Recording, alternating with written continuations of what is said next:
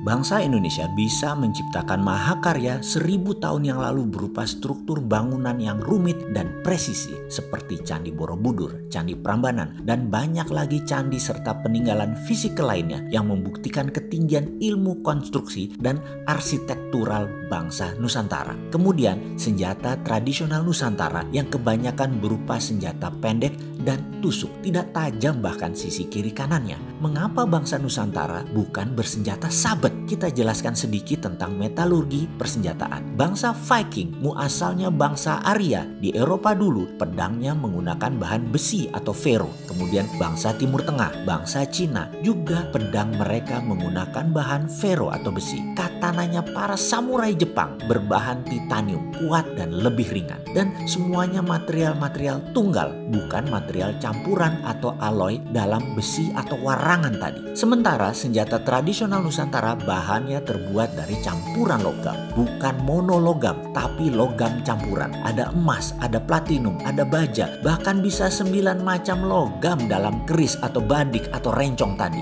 Dari mana saya tahu itu semua? Sahabat semua pasti tahu, saya dan kakak saya punya usaha kecil milik keluarga dan memang tidak dibesarkan karena kecintaan kakak saya akan seni aja kita ngutak-ngatik teknologi tadi, teknologi tradisional tentunya. Usaha tersebut menghasilkan litium, sudah 20 tahun berjalan dan kami ekspor ke Jerman dan Inggris. Dari mereka lah pihak Tiongkok, TCC, mengundang kami karena perusahaan kimia terbesar di Cina tersebut ingin litium dari kita yang sudah 2 tahun tidak kami layani permintaan tersebut karena alasan yang tidak bisa kami sebutkan di publik saat ini. Di belakang bengkel kami tersebut ada alat elektrolisis yang berbasis anoda, katoda, pengurai metal. Suatu hari kami gantung keris keluarga tersebut direndam dan dinyalakan listrik tersebut kira-kira 3 minggu lamanya. Apa yang terjadi 3 minggu kemudian? Clean, bersih, terurai. Ada warna kebiruan busa buih di atas permukaan air tadi. Ada yang ke bawah jatuh, ada yang menempel di anoda. Biasanya menempel adalah tembaga yang disebut anoda slime, yang jatuh warnanya keputihan mengkilap. Yang kesemuanya kita kumpulkan, kita keringkan, kemudian kita bakar di furnace dengan suhu tinggi. Yang di bawah tadi adalah platinum oxide, yang mengambang adalah gold, murni, emas. Semoga hal ini menjawab lagu karya Sunan Kalijogo yang ada kata-kata emas kumambang, emasnya mengambang. Ya sudah, untuk seterusnya Anda pikir dewe ya. Jadi kembali ke cerita tradisional Nusantara. Mengapa senjata tradisional Nusantara tidak terbuat untuk sabet? Jawabannya, kalau dibuat pakai 9 bahan metal ya jadi berat. Mending senjata tusuk, itu pun tumpul kiri kanannya. Lah ngasahnya pakai apa? Pernah nggak Anda melihat ngupas mangga pakai keris? Ngupas mangga pakai badik masih mungkin karena tipis. Tapi ada nggak yang mengupas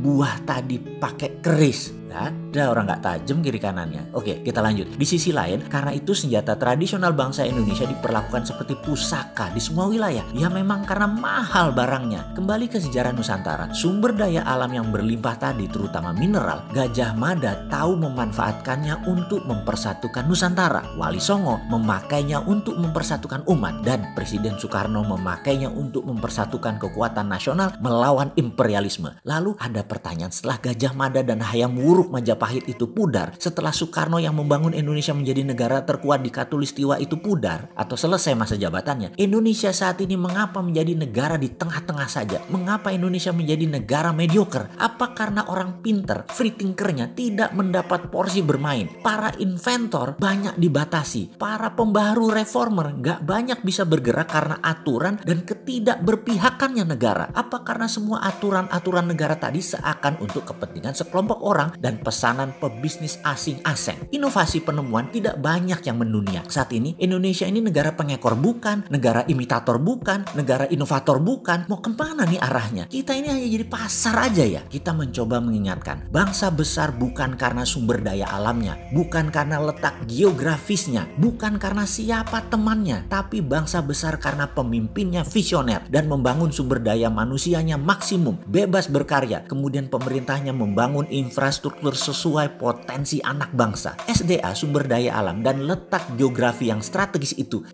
hanya bonus. Jangan terbalik, mentang-mentang sudah punya sumber daya alam yang banyak, punya letak geografis yang strategis, terus jadi sombong. Dunia butuh Indonesia gitu. Tidak begitulah.